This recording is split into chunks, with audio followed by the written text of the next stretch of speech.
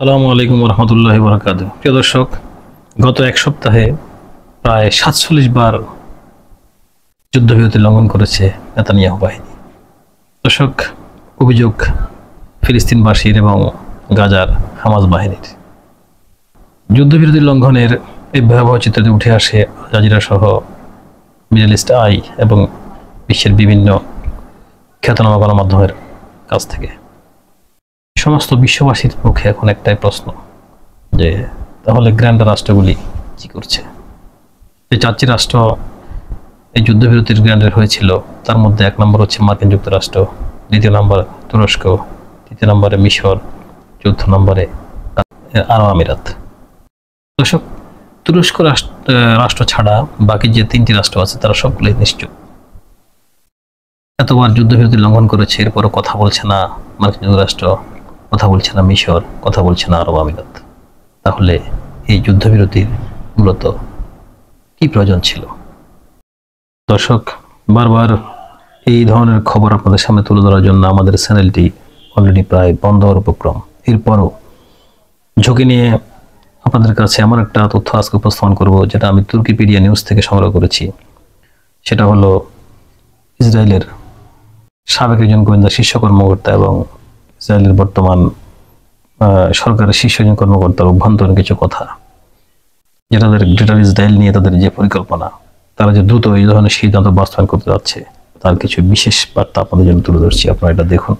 হয়তো বা অনেকেই বুঝবেন না, আমি চেষ্টা করবো আপনাদেরকে সেটা ট্রান্সলেট করে বোঝানোর জন্য।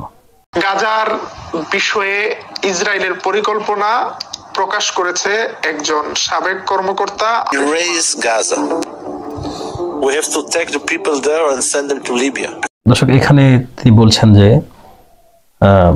এই যুদ্ধবিরতি আসলে কোনো বিরতি না, এটা জাস্ট একটা বিরতি আর কি।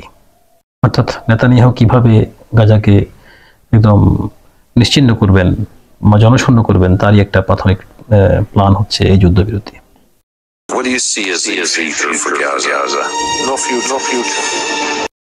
হামাসের হাতে থাকা বন্দী কিছু গুরুত্বপূর্ণ ব্যক্তি ইসরায়েলের, যাদেরকে ছায় নেওয়ার জন্য পদক্ষেপটা আসলে তারা করেছে, কিন্তু গ্রেটার ইসরায়েল তৈরি করার জন্য এখনই হচ্ছে উপযুক্ত সময় এই হামাস এবং ফিলিস্তিনকে পুরোদমে আক্রমণ করার।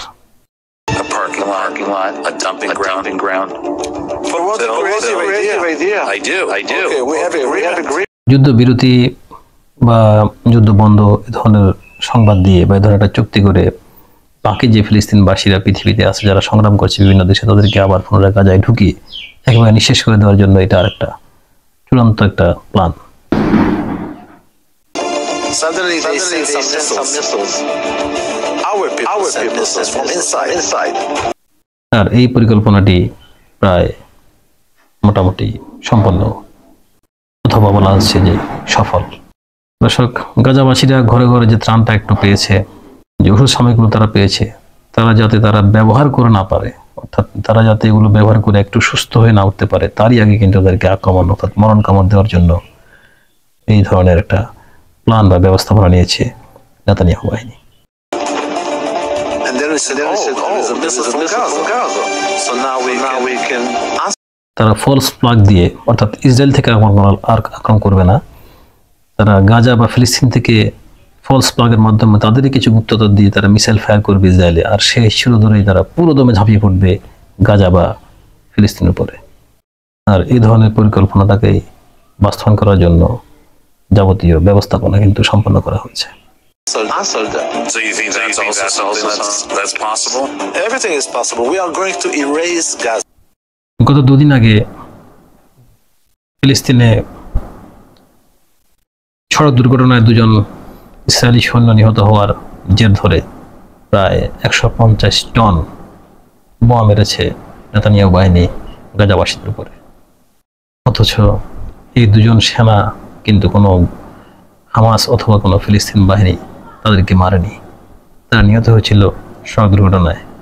দর্শক, এরকমই অনেকগুলো ছুতো খুঁজছে নেতানিয়াহু বাহিনী, যে কোনো ছল ছাত্রতে, যে কোনো ছুতোয় তারা গাজাবাসীর উপর আবার ঝাঁপিয়ে পড়বে।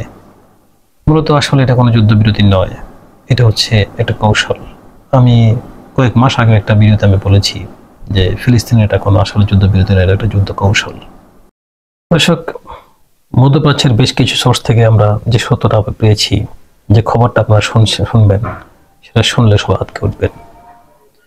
সেটা হলো নেতানিয়াহু তার মন্ত্রী পরিষদের বেশ কিছু সদস্য নিয়ে গোপন বৈঠকে তারা সিদ্ধান্ত নিয়েছে যে এখনই আসলে গাজাকে আবার আক্রমণ করার সবচেয়ে উপযুক্ত সময়। তারা যে কোনো মূল্যে যে কোনোভাবে গাজাকে ফিলিস্তিনবাসীকে এই এলাকা থেকে তারা মুক্ত করবেই, নিশ্চিহ্ন করবেই, তাদের গ্রেটার ইসরায়েল তৈরি করার জন্য। এটা হচ্ছে চূড়ান্ত সিদ্ধান্ত। তাই এই যুদ্ধবিরতি লঙ্ঘন করে চলছে নেতানিয়াহু বাহিনী বিভিন্ন ছল ছাতুরি, বিভিন্ন রকমের ছুতো ধরে। তুরস্কের পক্ষ থেকে বারবার মার্কিন যুক্তরাষ্ট্রের সাথে দ্বন্দ্ব চলছে, মার্কিন যুক্তরাষ্ট্রকে চাপ প্রয়োগ করা হচ্ছে, কিন্তু বিনিময়ে কোনো আনসার মিলছে না। কিন্তু তুরস্ক কিন্তু বসে নেই, তারা এই অল্প সময়টুকুর মধ্যে চেষ্টা করছে গাজাতে যথেষ্ট পরিমাণ ত্রাণ ঢোকানোর জন্য এবং চিকিৎসা সামগ্রী ঢোকানোর জন্য। যারা আহত আছে, যারা চিকিৎসায় কাতরাচ্ছেন, তাদেরকে যাতে অন্তত ওষুধটি পর্যন্ত তাদেরকে পৌঁছে দেওয়া যায়। নিত্য প্রয়োজনীয় জরুরি সামগ্রী এবং ওষুধপত্রগুলো যাতে গাজাবাসীদের হাতে হাতে পৌঁছে, সেই ব্যবস্থা নিচ্ছে তুরস্ক। যদিও একদিন প্রায় অন্তত হাজার হাজার ট্রাক গাজাবাসীদের জন্য প্রয়োজন, সে জায়গায় ঢুকছে মাত্র 300 থেকে 400। এরপরও সেখানে বাধা দেওয়া হচ্ছে, মিশরের রাফা সীমান্ত বন্ধ করে দেওয়া হচ্ছে, বারবার আক্রমণ করা হচ্ছে। ইসরায়েল থেকে আক্রমণ করবে না, তারা গাজা বা ফিলিস্তিন থেকে ফলস প্লাগের মাধ্যমে তাদেরই কিছু গুপ্ততর দিয়ে তারা মিসাইল ফায়ার করবে ইসরায়েলে, আর সেই শিরো ধরেই তারা পুরো দমে ঝাঁপিয়ে পড়বে গাজা বা ফিলিস্তিনের উপরে। আর এই ধরনের পরিকল্পনাটাকেই বাস্তবায়ন করার জন্য যাবতীয় ব্যবস্থাপনা কিন্তু সম্পন্ন করা হয়েছে। অর্থাৎ নেতানিয়াহু বসে আছে, কত দূর তারা গ্রেটার ইসরায়েল দেখতে পারবে সে অপেক্ষায়। দর্শক, এই বিষয়ে আপনাদের মন্তব্য আপনারা জানাতে পারেন কমেন্টে, এবং নিত্য নতুন তথ্য পাওয়ার জন্য আমাদের চ্যানেলটি সাবস্ক্রাইব করবেন, আমাদের সঙ্গে থাকবেন, আর দোয়া করবেন যাতে আমাদের চ্যানেলটা যাতে অন্তত এই অনলাইন থেকে হারিয়ে না যায়। ধন্যবাদ সবাইকে।